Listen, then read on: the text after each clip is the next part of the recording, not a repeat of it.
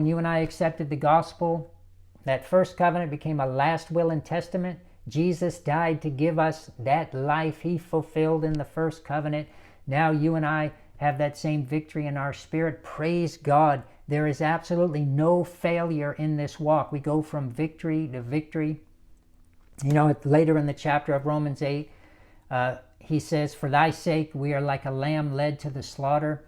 But then he says, I'm more than a conqueror. And what Jesus, or what Paul is saying when he says more than a conqueror, is listen, you and I on our own, we can't conquer anything. In other words, we can't beat up Mike Tyson. Remember the famous boxer?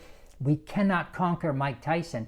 But because of an act of grace, we've been made more than a conqueror. So even though we're in the ring with Mike Tyson, and he says, all day long like a lamb to the slaughter. In other words, like, God, what are you doing? I can't beat Mike Tyson. And God just wants you to go in there with that finished victory in your spirit. And as you trust God facing Mike Tyson, you will be fully persuaded that you can't beat Mike Tyson.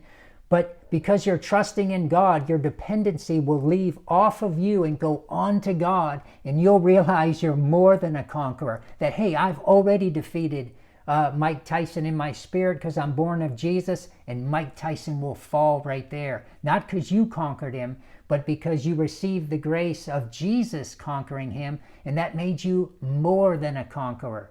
You're not a conqueror, you're more than a conqueror. You received this by grace. And as you learn to have your dependency switched off of yourself and onto God, you go from glory to glory, victory to victory. And you won't boast in any of it because you'll know it's God doing it through you. Praise God.